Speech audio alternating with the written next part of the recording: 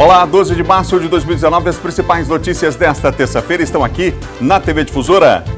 Identificado o corpo de italiano encontrado no Tibiri. Você vai ver também Semana da Mulher tem ações voltadas aos servidores públicos. Prefeito de Paço Lumiar é acionado por improbidade administrativa.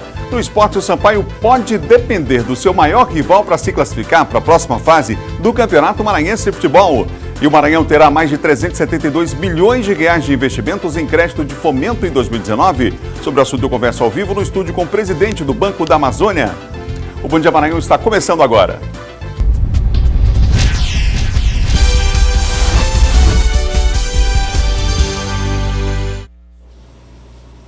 Você ligado no Bom Dia Maranhão nessa manhã de terça-feira, estamos aqui no nosso estúdio número 3, nosso estúdio principal está passando por uma reforma completa, vem aí novo cenário de todos os programas jornalísticos aqui da TV Difusora. Em breve você vai ver um novo cenário na TV Difusora em todos os nossos telejornais. Claro que o Bom Dia, que inclusive é o mais antigo telejornal da TV, também está passando por mudanças. Termina amanhã o prazo para a matrícula dos alunos em lista de espera do ProUni. Quem tem os detalhes para nós é Eduardo Ericeira, participando com a gente aqui ao vivo do Bom Dia Maranhão. Vamos falar com o Eduardo?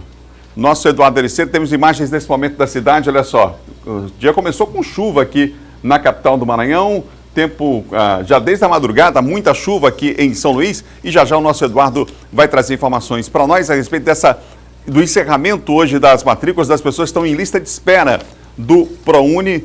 Já, portanto, nós voltamos com o Eduardo Ericeira, tá bom? A maternidade Maria do Amparo, no bairro do Anil, deve retomar suas atividades na próxima segunda-feira. Graças a um acordo com a Secretaria Municipal de São Luís, os serviços vão ser retomados nessa importante unidade de saúde aqui da capital. O atendimento deveria ser retomado nesta segunda-feira, mas precisou ser adiado para a semana que vem.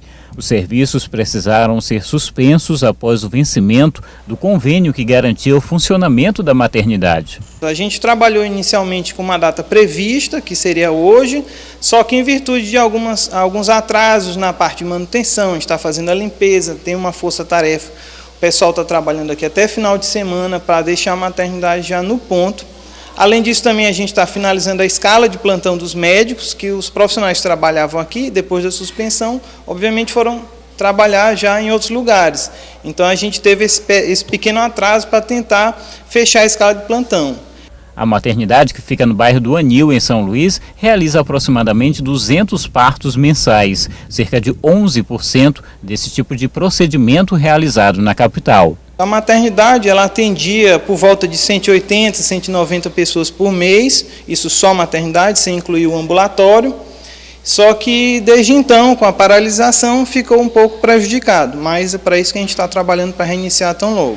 O secretário municipal de saúde confirma o apoio necessário para que os atendimentos no local retornem dentro do novo prazo estabelecido. O que deu a previsão do dia 11 foi a própria maternidade. Nós corremos todo o trâmite, fluiu normalmente aqui na secretaria, o convênio foi assinado, a maternidade também já assinou, ou seja, tudo, a parte legal está concluída. Só que faltou pela maternidade, tiveram dificuldade de fechar a escala de obstetras. Então não daria para uma maternidade, porta aberta, 24 horas, ficar alguns plantões sem esse profissional. E garantiram que dia 18 eles reabrem a maternidade. Foi importante, você lembra muito bem, inclusive a intervenção dos vereadores da Câmara Municipal de São Luís para a volta à atividade dessa maternidade que tem um atendimento extremamente importante ali no bairro do Anil, é um atendimento durante o ano significativo aqui na capital, portanto, ainda bem que teremos o retorno a partir da próxima semana, a partir de segunda-feira da semana que vem está previsto o retorno das atividades nesta maternidade aqui em São Luís do Maranhão. Mais de 1,5 milhão de contribuintes já entregaram a declaração do Imposto de Renda 2019. Esse ano, algumas regras mudaram na declaração. Para fazer a declaração de imposto de renda neste ano, é preciso que o contribuinte redobre ainda mais a atenção para não cair na malha fina. É que algumas informações que eram opcionais, a partir de agora, obrigatoriamente precisarão ser declaradas. O CPF dos dependentes, antes de uma idade limite, agora não mais. Qualquer dependente, qualquer idade já tem que ter obrigatoriedade do CPF. O CNPJ também das instituições financeiras, que as pessoas tenham conta bancária, conta corrente ou algum tipo de aplicação financeira, também é obrigatório o CNPJ dessa instituição. Sem falar em número de IPTU, endereço do imóvel, renovando o veículo, antes era opcional, agora é obrigatório. Em 2019, o prazo de entrega das declarações ficou menor. O envio dessas informações poderá ser feito até o dia 30 de abril. Comparando com outros anos, o contribuinte perdeu 6 dias para acertar as contas com o leão por conta do carnaval. É obrigado a declarar quem recebeu rendimentos tributáveis, cuja soma em 2018 foi superior a R$ 28.559,70. No caso de quem recebeu um valor menor, não é necessário declarar, a menos quem deva ser restituído. Se a pessoa tiver durante esse exercício de 2018 aí, em algum mês teve retenção na fonte, é bom que ele declare até para que ele possa ter restituição do todo ou de parte do que foi retido, né? E também para autônomos e outros, o imposto de renda serve como comprovante de renda junto a algumas instituições. Segundo esse contador, ainda é pequena a quantidade de clientes que o procuraram para fazer a declaração de imposto de renda. Como sempre, a demanda só deve aumentar próximo do fim do prazo. Até agora apenas 6 pessoas, né? 4 mandaram documentação e 2 vieram atrás do que precisa ser enviado, de um número aí X de clientes. Então, assim, a busca ainda é muito pequena. O que eu sempre falo é que a gente acaba recebendo a demanda nas 2 últimas semanas, principalmente na última semana, que inclusive nos escritórios a gente tem de fazer um plantão para atender essa demanda. Quanto mais cedo o contribuinte vier, melhor para ele. O importante é ficar atento ao prazo e não perder, não é? Por falar em prazo, termina amanhã o prazo para a matrícula dos alunos na lista de espera do ProUni, como a gente falou no começo do programa. Agora sim o Eduardo tem os detalhes para nós a respeito dessa matrícula dos alunos que estão em lista de espera. Vamos conversar com o Eduardo? Nosso Eduardo Ericeira, agora sim. Bom dia, Eduardo. Olá, muito bom dia, Adalberto. Bom dia a todos que acompanham. Bom dia, Maranhão. Pois é, Adalberto, o prazo aí é muito curto. É hoje, começando as inscrições e se encerra amanhã, como você disse, portanto, nesta terça-feira. E na quarta, os candidatos aí aprovados no ProUni deste ano, no ProUni 2019, devem comparecer para fazer a inscrição. Lembrando que é extremamente importante o candidato respeitar o local e a hora que foram definidos para que ele compareça no local e na hora que foram definidos para que possa fazer a inscrição sem qualquer tipo de problema. Lembrando que se esse horário e local não forem respeitados pelo candidato, ele corre risco até de ser desclassificado, então é importante que o candidato esteja atento a isso. No ato da inscrição, é importante também que ele leve a documentação que foi exigida, essa documentação que vale para a questão da identificação do candidato, também a comprovação de renda e domicílio, além de outras informações complementares, que é justamente para fazer essa checagem, se as informações que foram repassadas no ato da inscrição estão corretas, batem lá na matrícula desse candidato. Lembrando também que pode ser pedido, pode ser solicitado no ato dessa matrícula algum documento adicional, então por isso que é importante o candidato comparecer na hora e no local definidos, porque se for pedido, se for solicitado algum documento adicional, é necessário que esse candidato leve. Lembrando também que aquela pessoa que não foi selecionada para fazer essa matrícula, não foi selecionada pelo ProUni, para o ProUni 2019, não precisa ficar triste, existem outros programas aí educacionais que as pessoas podem recorrer, ainda como, por exemplo, o Educa Mais Brasil. E aí a pessoa precisa ficar atento, o candidato que não foi aprovado no ProUni, que não conseguiu aí êxito no ProUni, pode entrar também pelo programa Educa Mais Brasil. As inscrições para esse programa seguem até o dia 31 de março, portanto até o final desse mês. A gente volta com você, Adalberto. Obrigado, Eduardo. Daqui a pouquinho você volta girando pela cidade, trazendo outras informações. Nosso Eduardo Ericeira participando ao vivo aqui do Bom Dia Maranhão. Confira agora o nosso giro de notícias. O Corpo de Bombeiros vistoriou as instalações em Imperatriz do Hospital Municipal Infantil Socorrinho. No início deste mês, a unidade pegou fogo e pacientes precisaram ser transferidos para continuarem o tratamento em outros hospitais da região. O prédio no centro da cidade continua interditado. Na semana passada, o Ministério Público do Maranhão enviou uma recomendação à Prefeitura de Imperatriz pedindo urgência na restauração do prédio e reabertura para funcionamento. Após quase 40 dias internada, recebeu alta a criança de 7 anos que foi atropelada por uma van ao descer de um ônibus no residencial Nova Terra, em São José de Ribamar. Por conta do acidente, Gabriele teve fraturas nas 2 pernas. A família está otimista quanto à recuperação dela. O caso revoltou moradores da comunidade pela falta de segurança no transporte escolar, que faz o deslocamento dos alunos do município. O Procon Maranhão divulgou o ranking das empresas mais reclamadas em 2018. Em primeiro lugar na lista, a Faculdade Pitágoras com 209 reclamações, seguida do Banco do Brasil com 170 e da Oi Móvel com 149 reclamações fundamentadas. A divulgação ocorreu durante a abertura da 5ª Semana de Prevenção e Combate ao Superendividamento, em cumprimento ao artigo 44 do Código de Defesa do Consumidor. O ranking é baseado nas reclamações fundamentadas atendidas e não atendidas, isto é, aquelas em que a análise das provas constatou as infrações.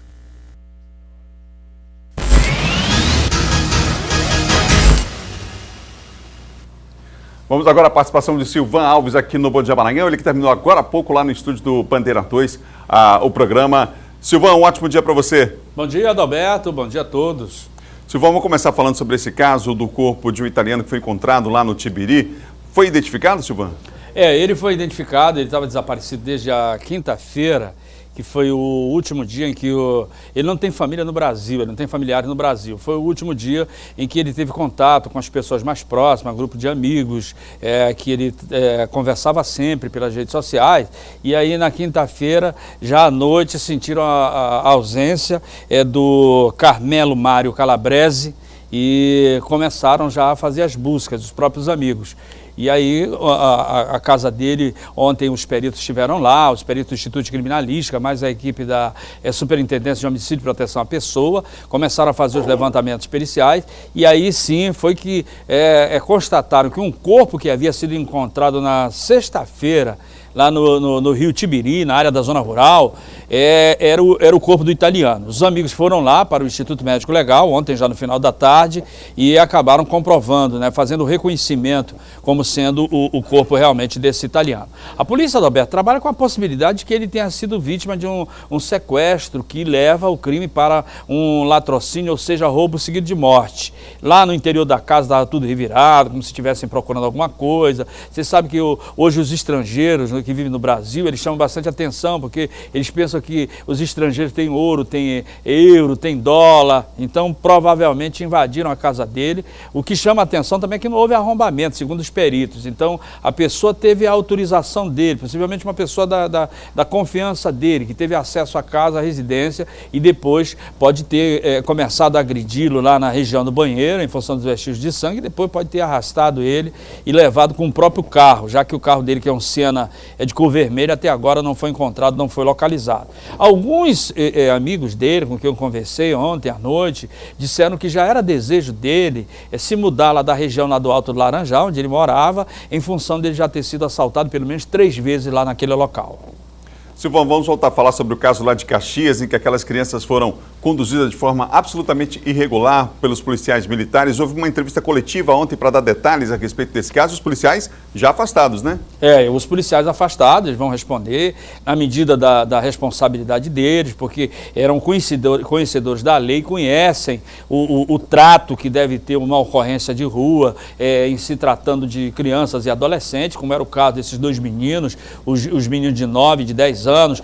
Antes da coletiva houve uma audiência lá com os promotores lá em Caxias e ficou decidido que vai haver uma ação criminal aberta lá na delegacia para apurar não só a responsabilidade dos policiais, porque que ficou evidenciado e disseram os policiais lá nessa audiência diante dos promotores, de que eles chegaram a achar uma situação de tensão lá no local, onde as crianças já estavam amarradas e havia, segundo eles, a intenção de algumas pessoas mais exaltadas em querer agredir aqueles meninos que já estavam amarrados. Daí a explicação deles não terem soltado as amarras, segundo o que eles disseram lá na audiência, lá com os representantes lá do Ministério Público. É claro que isso, de qualquer forma, não exime a responsabilidade dos policiais, mas os promotores querem ir um pouco mais além, apurar as responsabilidades de quem também infringiu a lei quando acabou amarrando essas crianças, a partir do momento em que está comprovado, Adalberto, que não foram eles autores do arrombamento. Eles entraram por curiosidade lá no local e aí foram rendidos, dominados lá por essas pessoas que não só amarraram, mas segundo os policiais queriam também fazer o linchamento dessas crianças. E ainda que fossem eles autores desse ato infracional, essa não seria a forma de lidar com a situação, não é? Exatamente, o procedimento correto seria outro, de imediato acionar a polícia. Os policiais também foram questionados porque deveriam ter acionado o Conselho Tutelar, né? Os próprios integrantes do Conselho Tutelar lá de Caxias informaram de que tem sempre essa parceria, esse acionamento de imediato, e não entenderam por que nesse caso aí eles não foram acionados só depois que a ocorrência já tinha já estava indo para o caminho da delegacia, que eles tomaram conhecimento, né, dessa série de erros que foram cometidos aí no caso dessas duas crianças lá de Caxias. Obrigado, Silvão. Boa terça-feira para você. Ok, Adalberto. Bom dia a você e bom dia a todos. É o nosso Silvão Alves, que terminou agora há pouco o Bandeira 2. Você ligado aqui na Difusora, são 7 horas e mais 15 minutos. Vamos agora de informações lá da região Tocantina. Vamos à Imperatriz com Luiz Carlos Lima. Bom dia, Luiz. Oi, Adalberto, muito bom dia para você também. Bom dia a todos que nos assistem. 3 pessoas foram presas ontem pela polícia, suspeitas de envolvimento em um homicídio ocorrido domingo. O corpo da vítima foi encontrado ontem à tarde.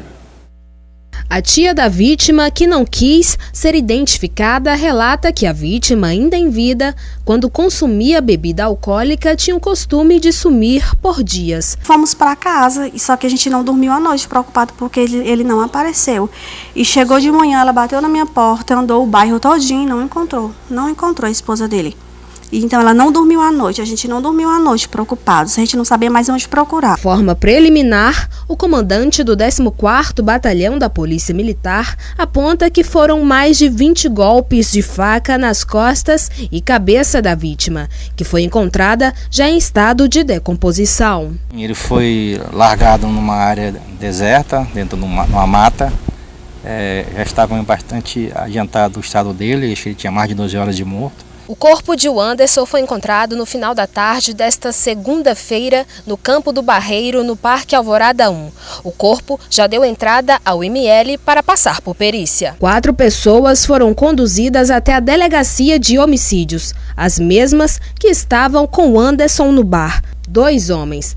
Edenilson Silva, de 21 anos, Fabrício de Souza, de 23, uma adolescente e uma mulher, Cíntia da Conceição. Crianças em tratamento contra o câncer começaram a ter aula na unidade oncológica aqui de Imperatriz, onde elas estão internadas.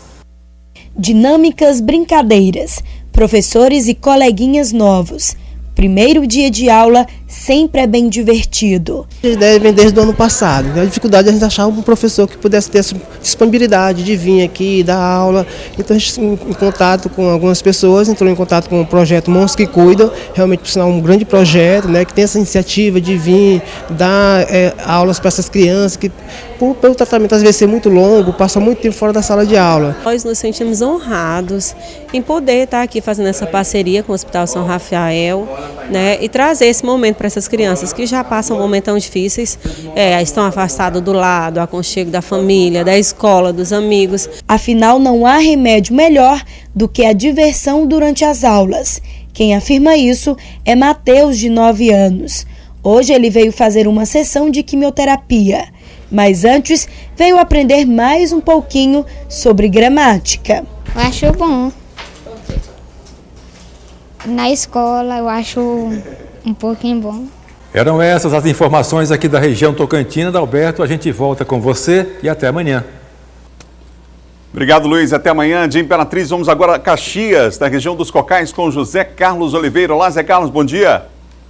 Alberto, bom dia. Uma exposição realizada aqui em Caxias atraiu olhares curiosos de crianças e adultos. E não é para menos. A exposição tratou sobre robótica.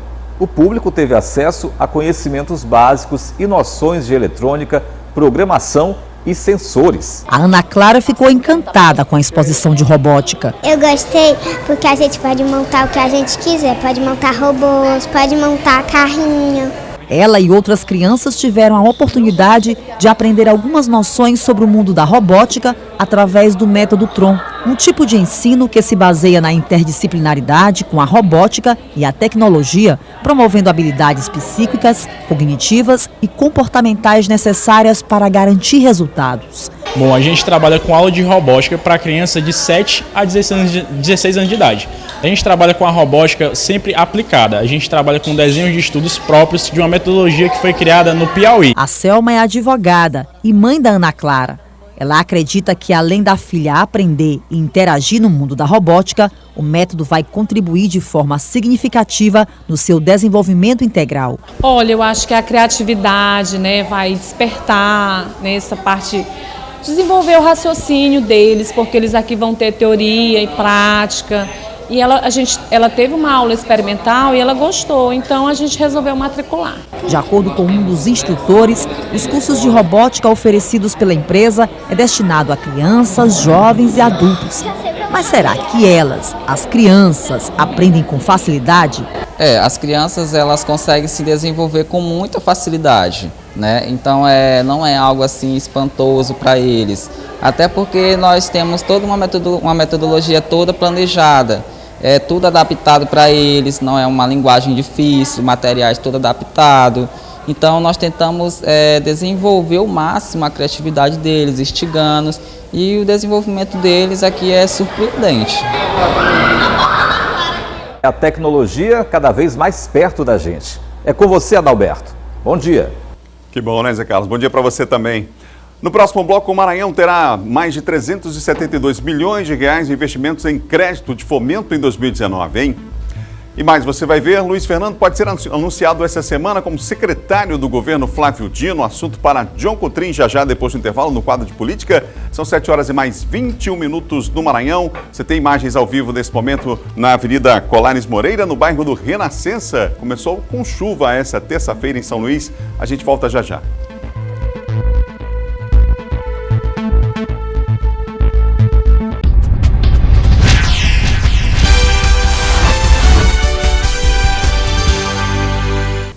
São 7 horas e mais 25 minutos. Você ligado aqui no Bom Dia Maranhão, nessa manhã de terça-feira. 2 medidas provisórias foram decretadas pelo presidente Jair Bolsonaro, não é?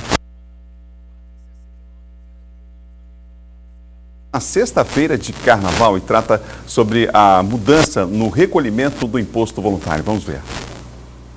A medida provisória que altera o pagamento do imposto sindical foi publicada em uma edição extra do Diário Oficial da União, em plena sexta-feira de carnaval. O texto estabelece mudanças na forma como a contribuição deve ser feita. O associado, sindicalizado, o empregado, ele tem que autorizar por escrito e individualmente à empresa e ao sindicato que ele tem interesse em pagar o imposto sindical. Aí a empresa, o sindicato manda um boleto até a residência do associado, do empregado, para que ele pague o boleto do valor correspondente, que é um dia de trabalho. Na eventualidade de não ser possível mandar esse boleto para a residência dele, o funcionário recebe na sede da empresa. E não é mais possível, pelo texto da medida provisória, o sindicato fazer assembleia geral para autorizar a obrigatoriedade do desconto em folha do valor pertinente à contribuição sindical. Para o advogado trabalhista e previdenciário, a medida é extremamente prejudicial aos sindicatos e vai na contramão do que estabeleceu a própria reforma trabalhista.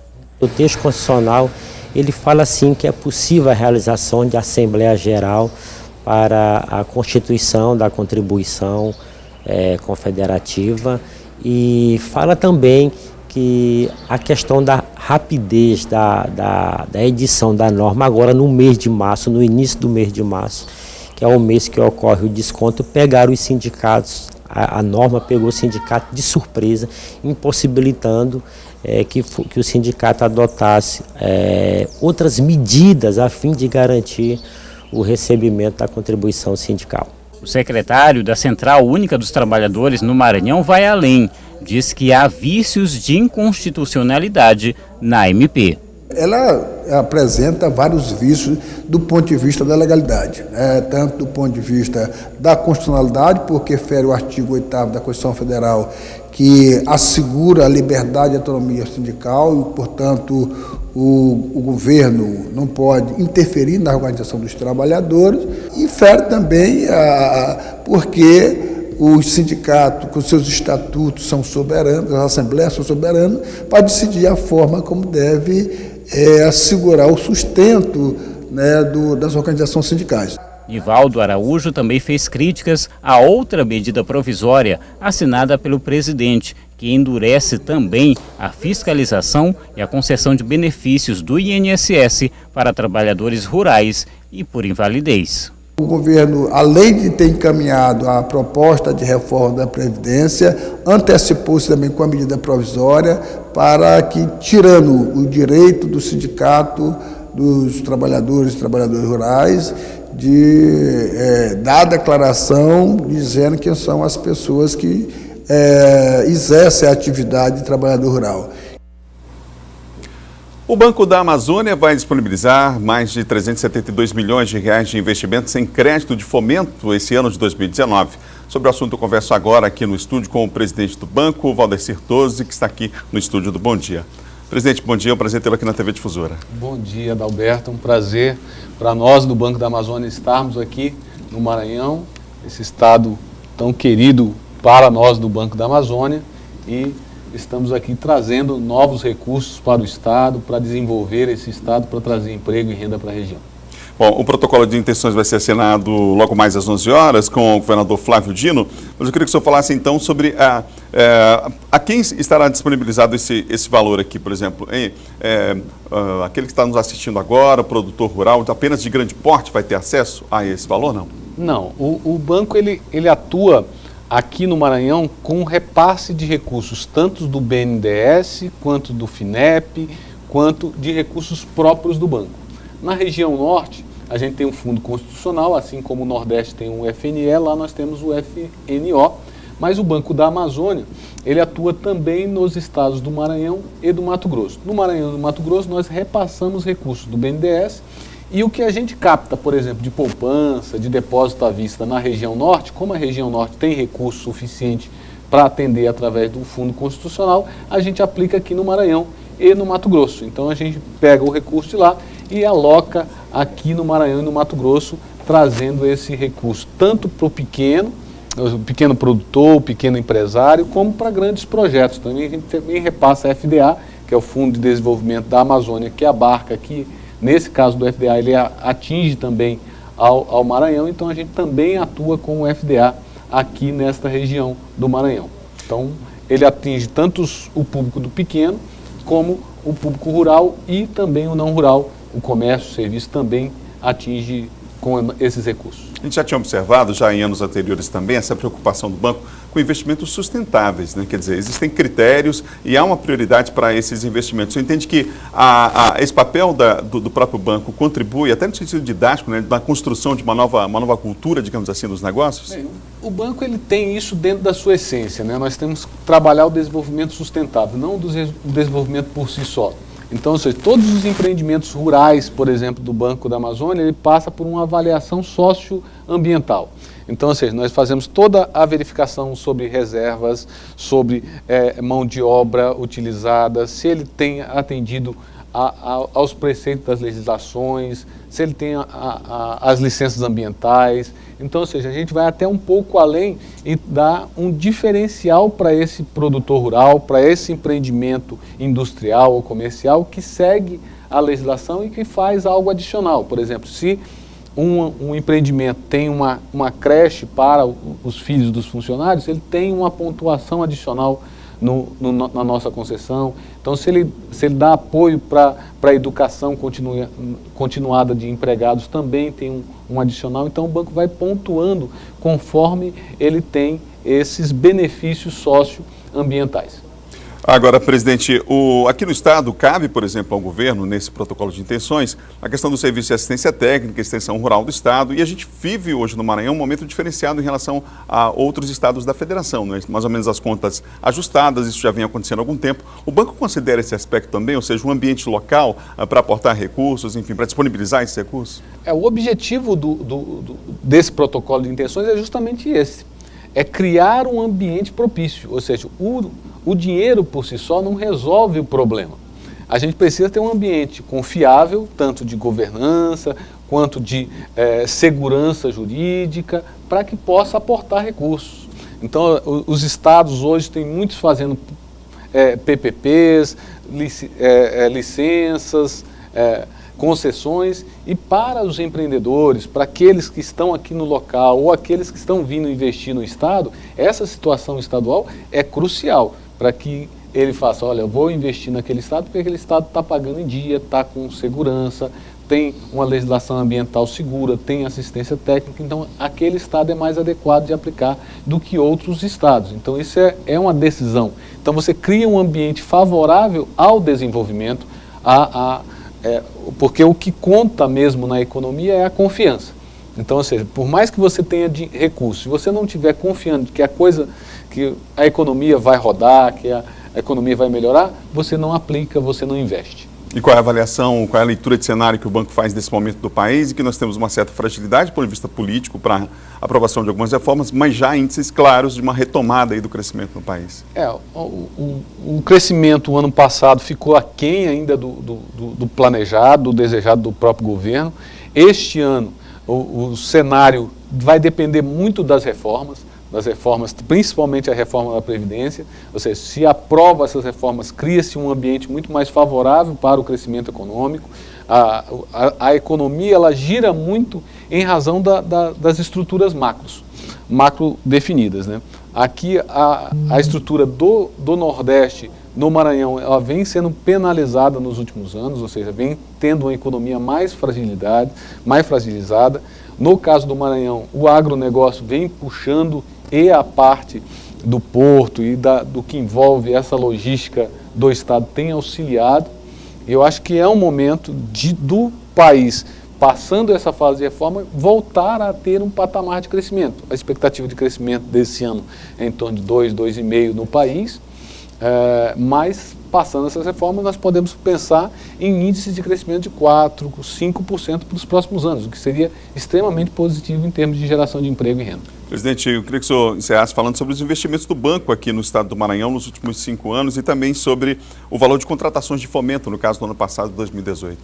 O ano passado nós contratamos 140 milhões de fomento no estado do Maranhão, lembrando aqui que a gente não tem o recurso dos fundos, são recursos próprios do banco, que a gente aloca em recursos de desenvolvimento, ou seja, recursos de investimento, de custeio, de capital de giro subsidiado, mais barato que o mercado comercial adota.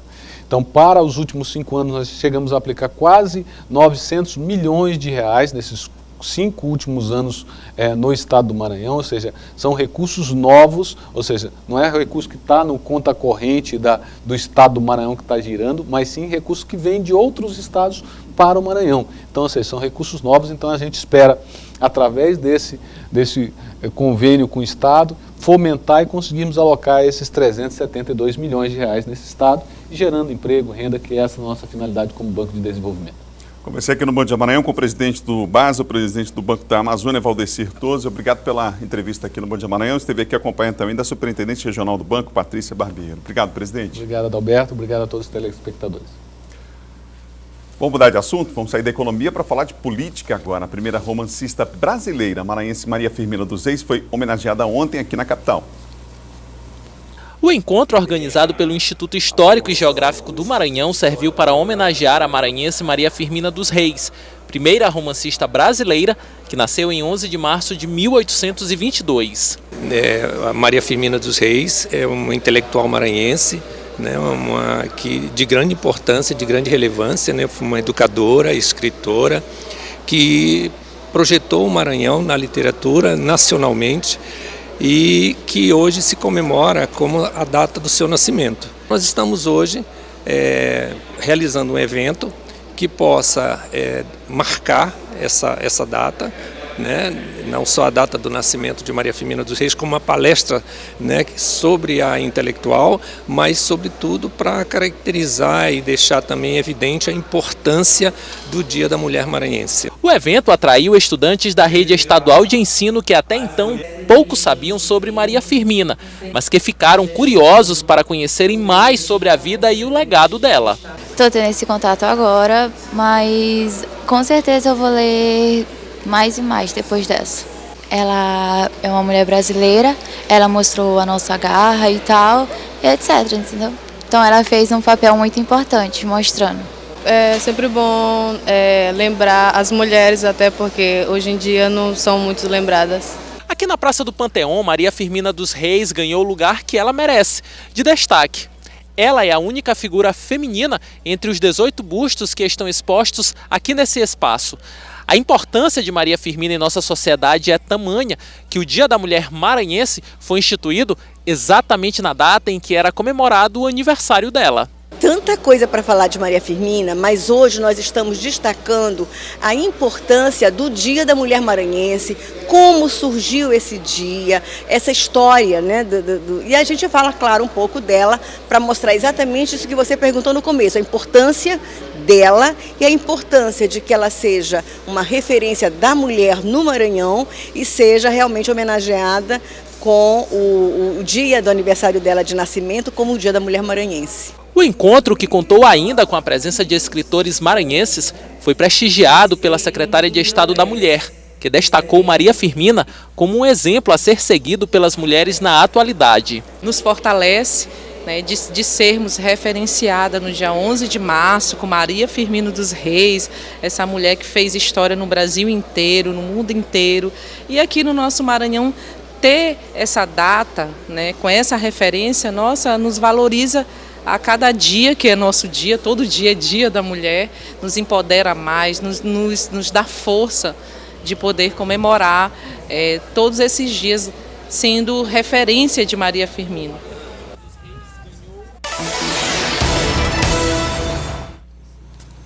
Vamos falar de política aqui no Bom Dia agora, recebendo o nosso John Coutrin. John, bom dia para você. Bom dia, Adalberto. Bom dia a todos. Tudo certinho? Tudo certinho. Vamos lá, John, que a gente tem muitos assuntos hoje para falar. Vamos começar com o prefeito lá de Pasto Lumiar. O Ministério Público acionou o prefeito por improbidade administrativa? Acionou o Domingos Dutra, mais uma vez, do PCdoB Domingos Dutra. Olha só o que o Domingos Dutra fez agora, Adalberto.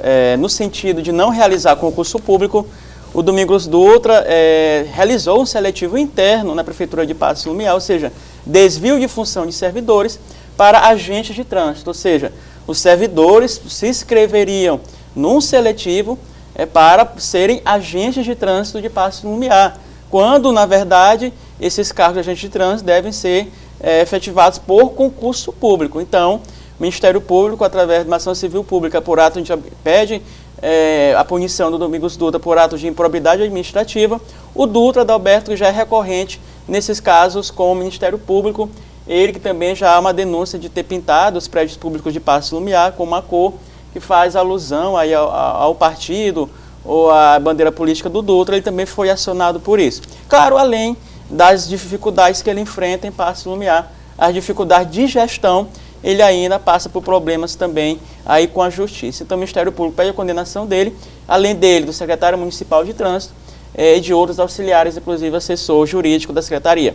Portanto, ainda além disso, claro, um ressarcimento de 20 mil de multa por cada, além do prefeito, por cada envolvido nesse suposto delito praticado pelo prefeito, segundo o Ministério Público. John Coutrin, o Luiz Fernando, prefeito de São José de Ribamar, deve ser anunciado essa semana como secretário. A gente já falou sobre isso anteriormente e aí ficou ali naquela possibilidade de escolha ou não, enfim. Será que essa semana se confirma? Só depende dele, Adalberto, só depende do Luiz Fernando, governador.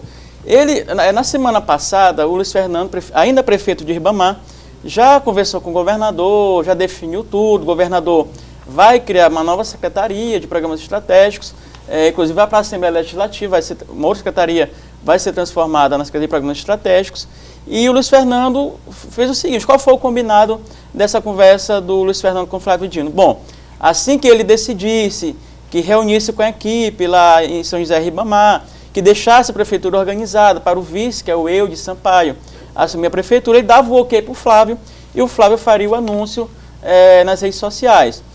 Só que ainda essa semana o Luiz Fernando está aí reunido com a equipe dele, com o secretariado, com a equipe política, com o grupo político, definindo aí as diretrizes para quem ficará em Ribamar. Então, Adalberto, só falta o ok. Ontem eu falei com um membro do governo, bem graduado, ele disse o seguinte: bom, está no tempo do Luiz Fernando, está no tempo dele, ele vai decidir. Quando ele quiser vir, está tudo certo, a secretaria já é oferecida a ele, tudo certinho, tudo combinado, basta apenas ele dar o ok e aí ele será anunciado como secretário do Flávio Dino. Apenas para lembrar, Adalberto, você acompanhou as eleições de 2014, quando o Luiz Fernando ficou naquela se vai ser ou não candidato a governador do Grupo Sarney. E aos 45 minutos ele seria o candidato, depois acabou recuando. A gente espera também que agora ele tome uma decisão mais rápida em relação a essa novela, se ele sai ou não da Prefeitura de Ribamar. Ô John, o Partido dos Trabalhadores deve ter candidato na eleição da Prefeitura de São Luís? Isso. Ontem o vereador Norato Fernandes, que é o presidente do Diretório Municipal do PT, ele conversava comigo e dizia o seguinte, que o PT vai entrar também no debate. Já que todo mundo está falando de eleição, Adalberto, todos os partidos já estão se movimentando, antecipando as articulações políticas no tocante à eleição municipal de São Luís, ele disse que o PT também vai entrar no debate, que pode ter candidato. Ele não disse que vai ter candidato, ele disse que pode ter candidato, vai colocar alguns nomes na mesa de negociação, vai começar a oferecer alguns nomes para a cidade e, acima de tudo, ele disse que o PT, o Partido dos Trabalhadores, vai começar a discutir São Luís no projeto para o futuro. Ele acha necessário começar já, então, aí não só em tempo de eleição, debater a cidade. É necessário que o partido também entre nas principais discussões referentes aí às problemáticas da cidade de São Luís e qual o projeto do partido para o futuro, futuro de São Luís. Então, ele vai aí, inclusive, quem sabe até, se não tiver candidato a prefeito pelo PT, mas encabeçar a chapa de vice aí no candidato apoiado pelo governador Flávio Dino, do grupo do governador Flávio Dino. Obrigado, John. Bom dia para você. Até amanhã. Até amanhã, Adalberto. O nosso John Codri participando aqui do Bom Dia. São 7h44. No próximo bloco, o Instituto Histórico e Geográfico do Maranhão. Na verdade, sobre esse assunto a gente já falou nesse bloco, que é a homenagem à escritora maranhense Maria Firmina dos Reis. Depois do intervalo, a gente vai falar de esporte aqui no Bom Dia. São 7h44. Imagens ao vivo da Avenida Carlos Cunha, nesse momento, aqui na capital maranhense. Olha só, o sol já começa a aparecer nessa terça-feira, que começou com chuva aqui em São Luís. Um instante só.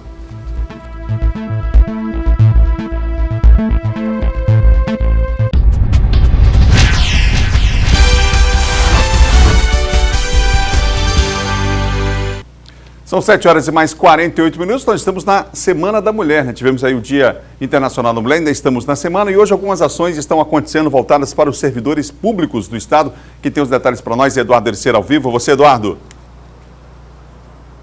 Pois é, Adalberto, voltamos a falar aqui no Bom Dia Maranhão para falar sobre essa importante data que foi o Dia Internacional da Mulher, essas atividades que estão sendo realizadas focando nas servidoras públicas aqui do Estado do Maranhão. Diversas atividades estão acontecendo nas secretarias estaduais e em prédios públicos ligados ao governo do Estado do Maranhão. Para esta terça-feira, várias atividades estão sendo realizadas, principalmente voltadas aí a rodas de conversa envolvendo a questão de violência contra a mulher, feminicídio, a prevenção, o combate aí a crimes envolvendo mulheres e também voltados para a saúde, como aí programas laborais, também ginástica, técnicas de relaxamento em várias secretarias. Agora vão ter dois pontos importantes também, Adalberto. Lembrando, amanhã, dia 13, vai ter uma roda de conversa envolvendo aí o diálogo sobre a violência contra a mulher e a lei do feminicídio, inclusive com a presença da coordenadora das delegacias do Estado aqui do Maranhão, a delegada Kazumi Tanaka, e também com a presença da secretária Flávia Alexandrina, que é secretária da SEGEP, que é a Secretaria de Estado de Gestão, Patrimônio e Assistência dos Servidores. Também vai ter programação aqui na Casa da Mulher Brasileira nesse sentido, no dia 18 deste mês também. Uma vasta programação até o dia 21 deste mês. A gente volta com você, Adalberto. Obrigado, Eduardo, pelas informações. A gente muda de assunto agora, a gente vai falar a gente vai falar agora de esporte.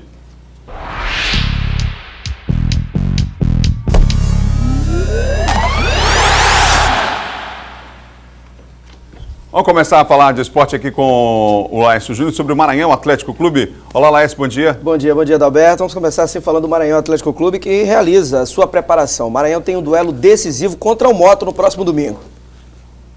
Uma semana decisiva. Tem uma semana cheia de trabalho, vamos trabalhar focado no jogo de domingo, em busca da vitória, que é importante.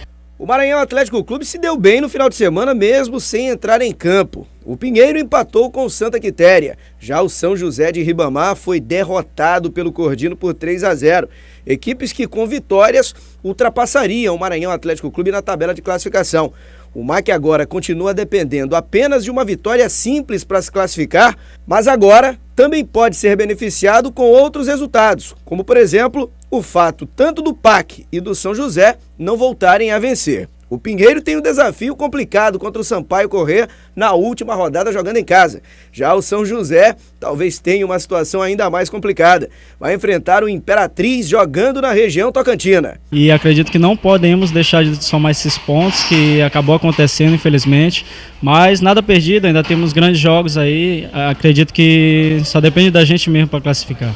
Pela frente, um clássico contra um dos maiores rivais que já está classificado.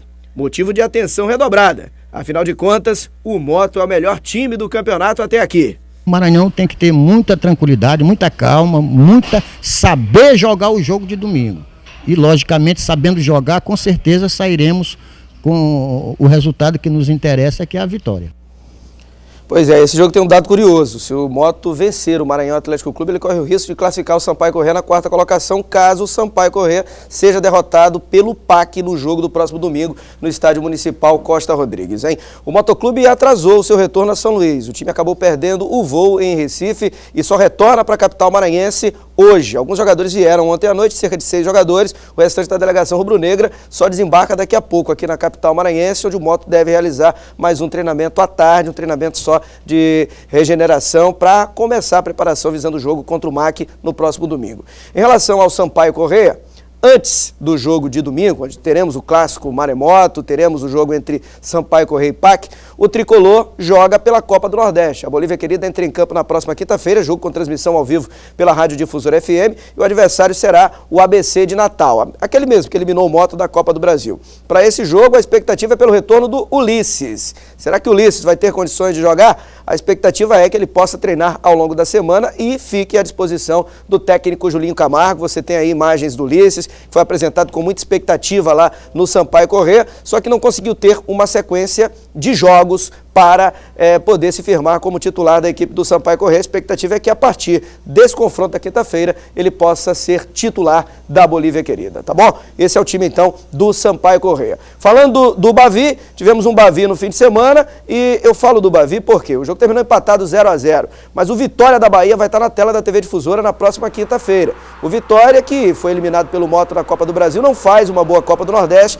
e vai enfrentar a equipe do Confiança de Sergipe. Esse jogo terá transmissão ao vivo pela TV Difusora na próxima quinta-feira. O torcedor do Sampaio, então, você já sabe, não adianta ficar em casa que o jogo da TV é Confiança de Sergipe e a equipe do Vitória da Bahia para atuar nessa quinta-feira pela Copa do Nordeste, no horário do jogo entre Sampaio Corrêa e ABC. A transmissão vai ser da Rádio Difusora FM para a partida entre Sampaio Corrêa e ABC. Enfim, uma semana de Copa do Nordeste no meio, fim de semana com muita emoção na última rodada do Campeonato Maranhense. Adalberto Melo. Valeu, Laércio, até amanhã. Um abraço.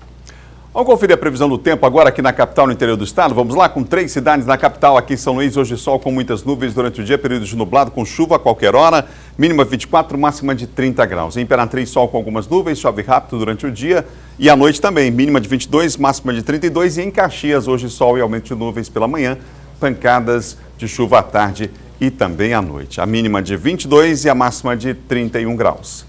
Para você, tudo de bom. Amanhã a gente volta com o Bom Dia Maranhão. Às 7 da manhã a gente se encontra. Outras notícias no portal MA10. Até amanhã.